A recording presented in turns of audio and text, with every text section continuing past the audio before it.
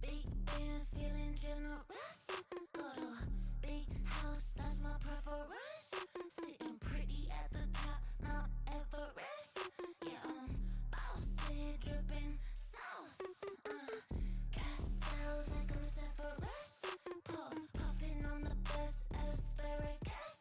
Take my sweet time, never in a rush. Cause bossy, dripping sauce. Elio, rising, I am so inspiring. CEO, my title, my videos go viral.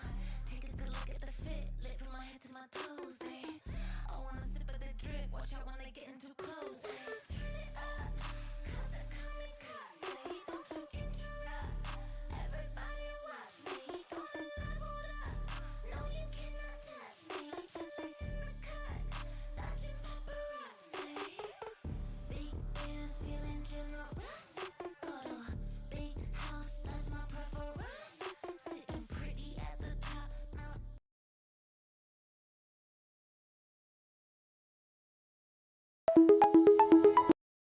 Welcome to Stop the Madness.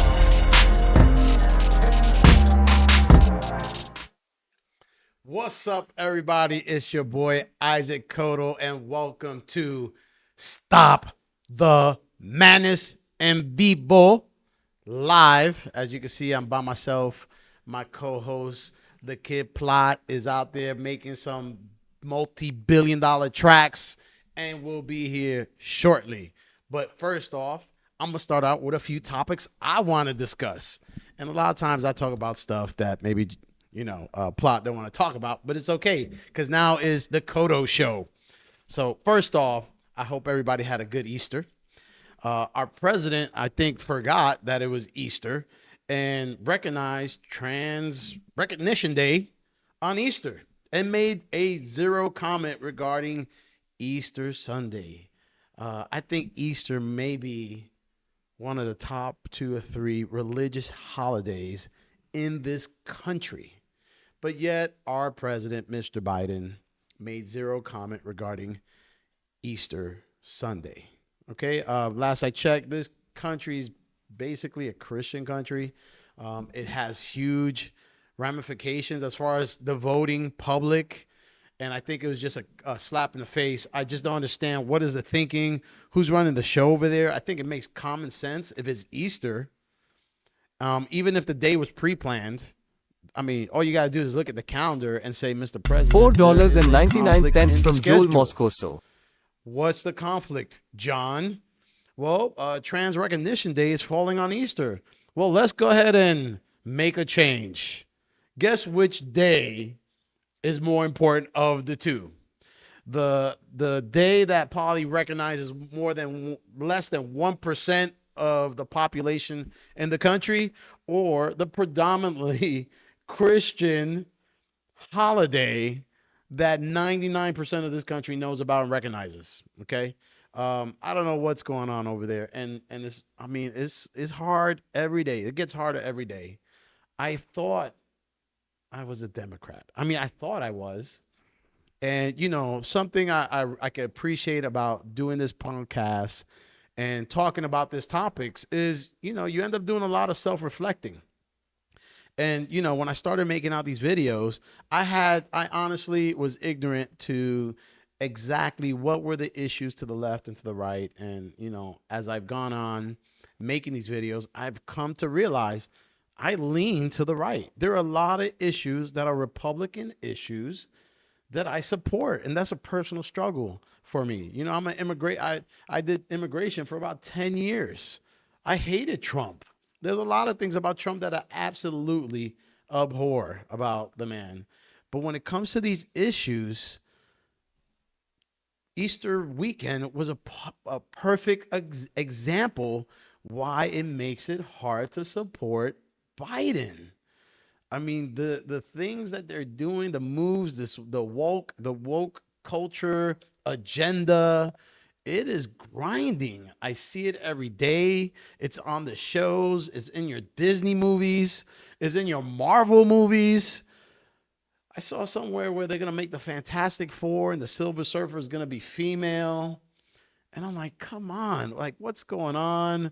They're gonna redo Pirates of Caribbean, and the main character, guess what, is gonna be female. It's trying. It just grinds on me. And yeah, that's what we're doing. So that was Easter weekend for the president, and I think is just one of the things that's gonna cause him to lose this election. These issues are issues that are deeply, deeply embedded into the populace. I mean, you have families that care deeply about these issues. And when you choose to recognize 1% of a population, of a group, that, hey, they can have their day of recognition, no problem. But damn, on Easter, on Easter, makes no sense. Another thing I saw, Trap, I saw a lot of conversation, a lot of videos and podcasts still talking about Diddy and what he's going through. And, you know, shout out to my boy Joe for the super chat. We appreciate that. Yeah, so Diddy's still having his issues. Nothing's really come out of his whole thing that he got, you know, raided. And I saw a lot of conversations where people were confusing his civil lawsuits with somehow being indicted because his houses were raided. So let me just give a little background if you're one of those people that believe Diddy has been indicted. He has not been indicted. There were civil lawsuits that were filed. There are criminal complaints. There are criminal complaints, which are completely separated. But when you file a lawsuit, it's the complaint. It's your first, you know, you swing the first punch and you say, this is what happened to me and I want to be compensated. So I'm suing you, Diddy, because you made me do all these freaky things. That's the civil side. Ex-girl filed the lawsuit. He settled it in 24 hours. The criminal side, his house got raided. Well, to get raided, you got to get a warrant from a judge. To get a warrant from a judge, you have to articulate some type of probable cause. We do not know what the reasons are yet that they had to get these judges to issue these warrants in these two different cities. That doesn't mean he's indicted. An indictment is an official, like, we are charging you with X. So you're going to be arrested, you got to post your bond, and now we're off and running on your criminal case. You better be lawyered up and ready to defend yourself. Diddy has not been indicted. He has not been charged. Clearly, that's where it's going. Like, I mean, if they're raiding your house, if they got warrants to do all this research, they're looking for something to charge you with, and they most likely will charge him with. Now, he paid out his civil lawsuits. Just because you pay out a lawsuit does not mean he's guilty. All right, the burden of proof on the criminal side versus the civil side are completely different. Criminal is guilty beyond a reasonable doubt, a very high standard. Civil side, it's more likely than not. Basically, you're saying 51% to 49%, a much lower standard. So at that time, you know, Diddy being almost, I think he's almost a billionaire, just does the math. Is this worth me going in front of a jury, putting all my business out in the street, finding out I'm most likely bisexual and I like taking D from male prostitutes? Or I just pay her, she disappears, and I keep it moving. Now, that could be a reason now, all the allegations that are coming out in these civil suits. There's his ex-producer that I was mentioning that he was involved in a shooting where someone died. And you have minor girls that were involved. That's what was alleged in his civil suit. That can give a framework, a blueprint for an interested DA, DHS, Homeland Security, whoever that handles sex trafficking, child trafficking, to start looking and saying, hey, there's more than one person talking. There's more than one person saying he did these things. Let's look in it.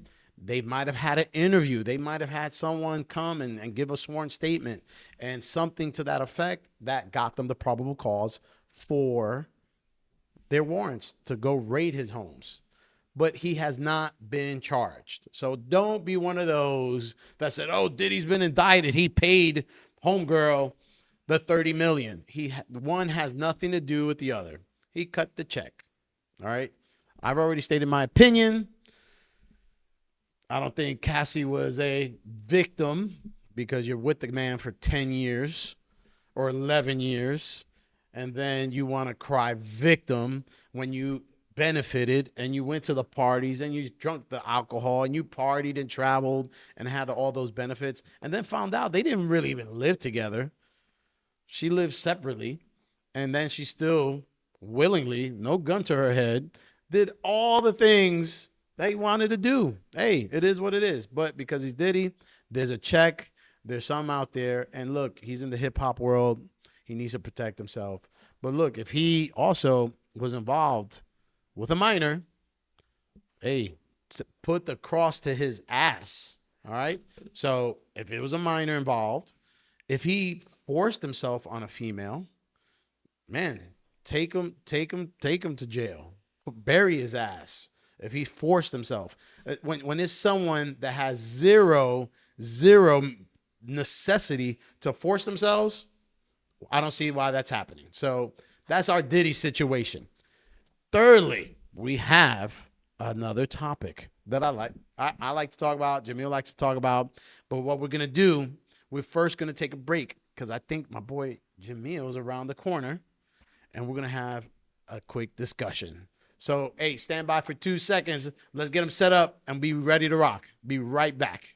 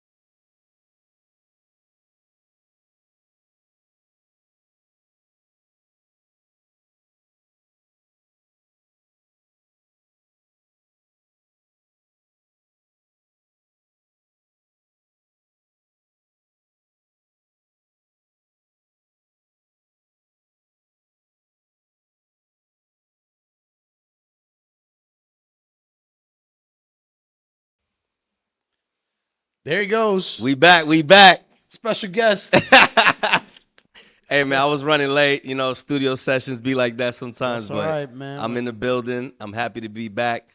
We here. He couldn't wait for me. We had a schedule to stick to, so I told him, go ahead. I'm going to be there, though, and I'm here. When the record blows up, you'll remember this day. All right, so next topic. You made it just in time. We're about to hit a topic. I don't even know what we're talking about, but we're going to get a real live reaction. There's a New York Post article that just came out. Okay. Remember the video we did about this high school basketball player that was, he's trans female, and he's 6 foot, knocks down some females, and a female, she got hurt. Well, apparently he also joined the female polo team, right?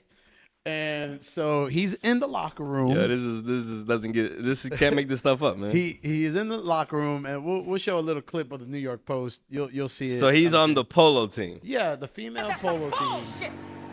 Exactly.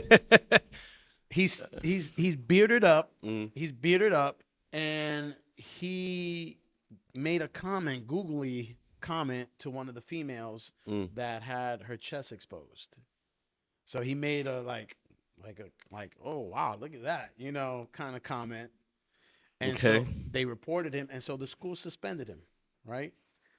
Again, another scenario where you have a male, a full male, and he's not even trying. Got a whole beard and everything. He's rough faced. Got a whole beard. Walking in the locker room. That's crazy. And your 17-year-old daughter is in the locker room where she should feel safe, right, with other female players, and the dude's making a comment. Like if it was just the average dude on the street, making that kind of comment, taking advantage of the situation, they'd be smoking the city. Right. And so it's just another thing, like, how does it even happen? So what are they doing about it, though? Like, well, apparently they suspended him from the team. Okay. But if suspending him doesn't mean he'll never play again. Yeah, so that's why I said before, like, what they need to do is they just need to have a separate category for both. Like, you see how you got the men's, you have women, and then you need to have trans men and trans women, both. Because even if you do just trans, someone's still going to be at a disadvantage, and guess who that's going to be? The biological women. For sure. when that man that transitions to a woman competes against the woman that transitioned to a man, but they're both trans, it's the same outcome. Right. So that's why I said they got to have trans men versus trans men, trans women versus trans women, and the same way we got men and men, women and women. I mean, well, wouldn't in theory, like, so if you put a bunch of trans females to compete against each other, they would run into the same problem that they were having before. Like, well, no, because at least they're underachieving all together, and it would be an even competition. Yeah. Because that's what it is. It's underachieving men that go and compete against women, right? Yes. Okay. So you have the same underachievers going up against other underachievers. The first place in the underachiever category. But it's just facts, though. I know it's funny, but it's facts. Every single one of them that actually has gotten to compete in whatever sport, they were nowhere near as good when they competed in their biological as their biological gender. They didn't do nearly as well. No, it's facts. It's proven. So even though it sounds funny, it's the facts. It's the truth. When you have a power lifter, I mean, it's kind of like the swimmer with Riley Gaines, right? You get a power lifter breaking records, deadlift records. Well, guess what? Born a male. Exactly. And they're breaking these records at a pace that there's no female that's gonna touch these records. Like, just to, like, it should be an asterisk. Like, how they even. So, but yeah, I mean, the school suspended him, and it just goes. It's a sign of the times. And shout out Joel for the super chat. Yes, sir. We appreciate it. And it's a sign of the times. And I was making the comment, like, it's becoming really hard to support the left. Mm-hmm. I'm clearly I lean to the right. It's pretty clear with these topics, but we got a right-leaning topic coming up next, and I saved this topic just for you because I know we don't stand on the same side of this topic. Is it a video though, or is it just a topic? It's actually 2 videos, right? Okay. I think there's 2 solutions that are offered in these videos to the problem, which we may or not agree on. Okay. It's a topic we talked about. It's, the Supreme Court ruled a few months ago that affirmative action is basically illegal when it comes to college applications. You cannot use the skin color of a person as a basis for an acceptance to a school. That's right? it. So first video we're gonna hit here. It's off the PBD podcast. The gentleman is a Harvard tenured professor, and he provides one perspective here on affirmative action.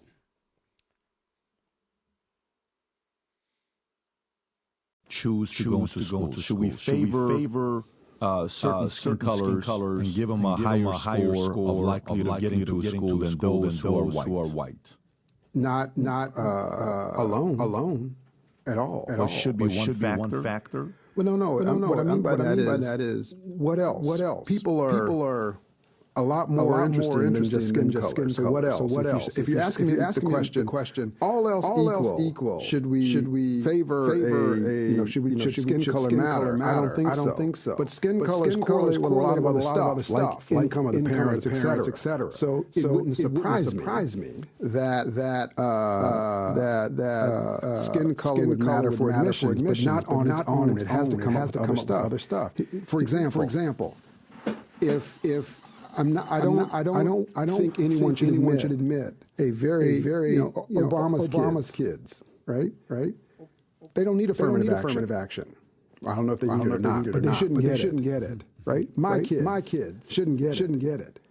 And so therefore, point right there. So basically, so he thinks, the decision of color on accepting or not accepting someone applying, where you have someone who's equally qualified, he says it depends, right? It depends where they're coming from, what is their background, what did they have to overcome to get in that position. So, like you said, Obama's kids, yeah, they don't need affirmative action. Yeah. Like they're, you know what I mean? They're 0.0000001% of the top tier of everything in life, right? They don't need affirmative action. Harvard professor says, my kids, they don't need affirmative action. But what I think it's done though is I think it's gotten people of color into positions that they don't deserve to be in just because of the color of their skin. So, it's one of those things where a lot of times you would say, well, no, we just want to have the same opportunity, right? Cool. I agree with that 100%. But what's happening is that a lot of companies are hiring just because, we need some black folks in here. It's too many Latinos, too many white folks. We need some black folks because it just looks like we're racist. So then they'll end up doing it just for that very reason, even if they're not even qualified, or maybe they're somewhat qualified for the position and they end up getting the position just because of affirmative action. So I think that's where I think that's where it's wrong. I think that just doing that alone is low key like racist, because you're letting somebody in that may not be qualified because of the color of their skin. What is that? Right. It's reverse racism. It's reverse. Yeah, it's for the sure. same thing. Well, I think on the employment side, it's a little bit different than the college level side. Yeah. Right. Because as an employment side, hey, you're out in the workforce trying to find a job, right? Yeah. But the college level side, it's more like, hey, if they get into this school, it can change the entire, if you get into Harvard and you graduate from Harvard, your possibilities are just so much huger. But here's the thing. Than if I graduated from Buford College. Yeah, right? but that's where, I'm sorry to cut you off, but that's where I feel like, I don't think it is different. It's the same, it's very similar, because here's the thing. The same way you just said, if they get into a school, or if they get a job they don't qualify for, or if they get into a school that they don't qualify to be in, then they end up doing what? They end up failing, because they're not even supposed to be in that school to begin with. Mm-hmm. Or they'll end up getting a passing grade just because, we can't fail him. He's black. Or she's black. Once you're in, you're in. You gotta make the cut, right? Yeah, but what I'm just saying is, a lot of times these are schools that they shouldn't even be in. Well, what I'm saying. This is where I think the employment side is different than, say, college admissions. The employment side doesn't care if you came from the ghetto. They don't. It shouldn't matter. You know what I mean? Let me finish. Go ahead. So, you know, if you had a bad upbringing, you had no mom, no dad, like you want to be a pilot, like Delta doesn't care about that, right? But if I'm trying to get into an elite level education program where someone has had every privilege, zero struggle, and they're just really good academically, they study really hard, but yet here's this other person who is just as good, but guess what? They had to overcome so much more. And guess what? 99% of the school is white. Mm-hmm. Yeah, I think the background, the color of that person, what they had to overcome should play a role to say, hey, yeah, this person should get this opportunity because they did all. It's not only academically, but all the other hurdles that they had to get through to get to that point where this person's just had a life of privilege.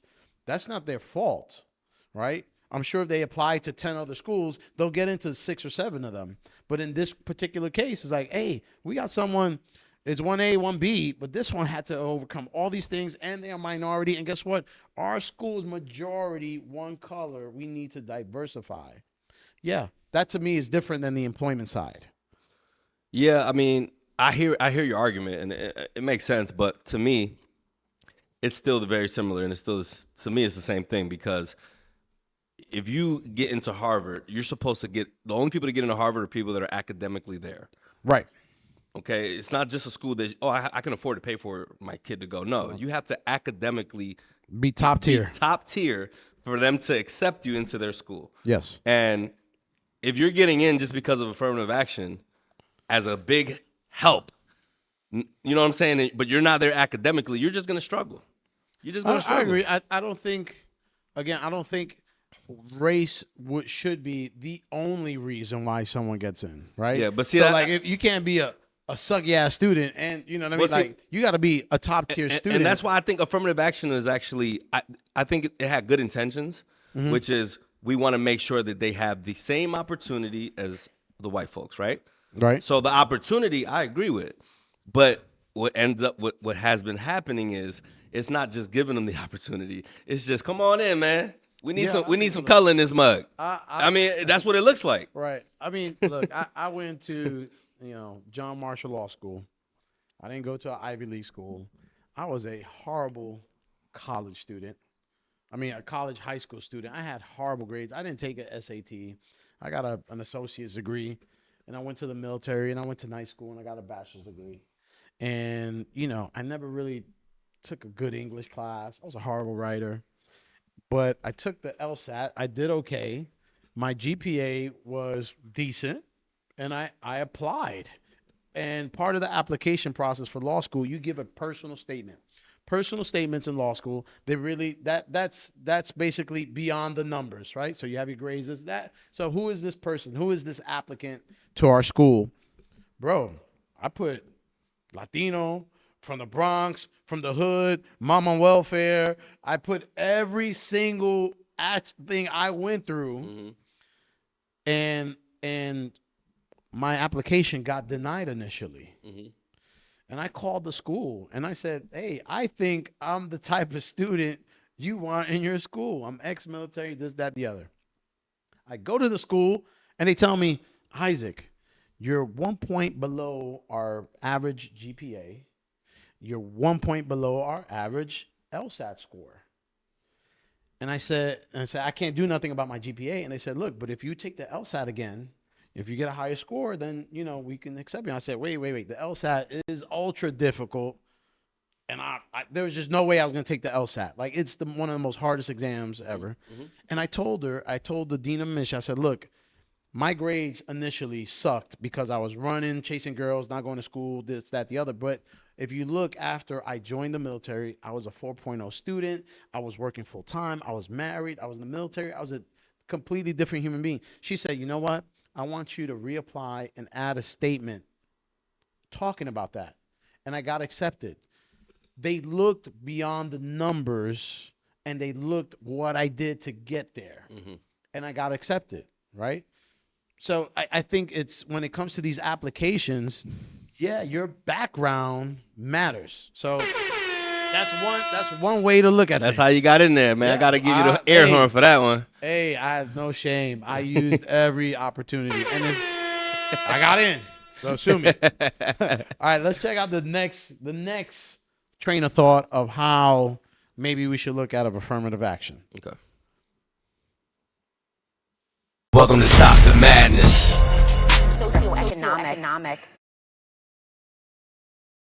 Wait, that's one of the You actually believe that public policies that address socioeconomic differences would be benefiting disadvantaged groups, and that race-based policies often hurt the very people they're trying to help. What are some examples of policies that would be better at reducing racial disparities? So my overall argument is that class socioeconomics is a better proxy for disadvantage. We all want to help the disadvantaged, and the question is, how do we identify them? Right? The default right now in a lot of areas of policy is to use Black and Hispanic identity as a proxy for disadvantage. And my argument is that you actually get a better picture of who needs help by looking at socioeconomics and income. That picks out people in a more accurate way. All right. So there we go. I personally agree with that. Let's not look at color, but again, let's look at the background, where this person's coming from.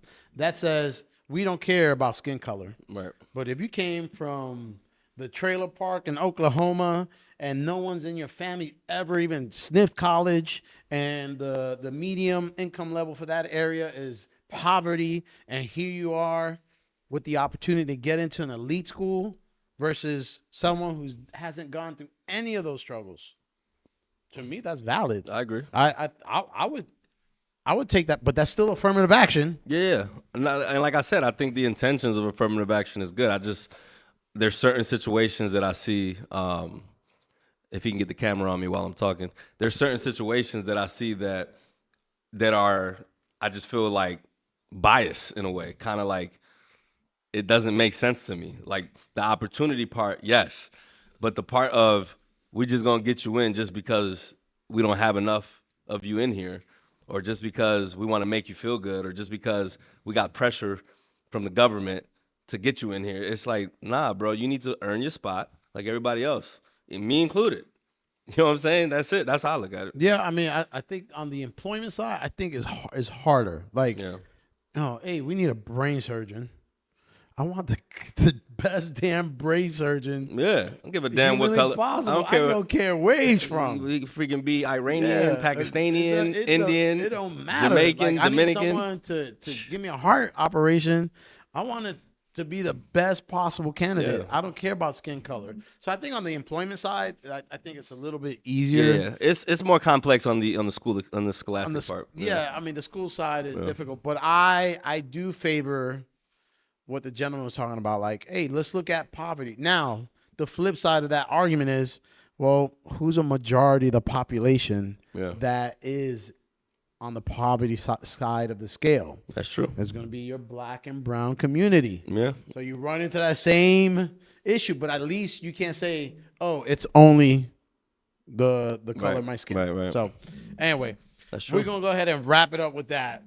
That was good. Affirmative action. Let us know what you think. If you agree, Yes. disagree, and please subscribe and, of course, comment below. Hit the notification bell too. All right, so y'all know when we come out. We're gonna be doing more of these lives. Absolutely. All right, so we see y'all next week.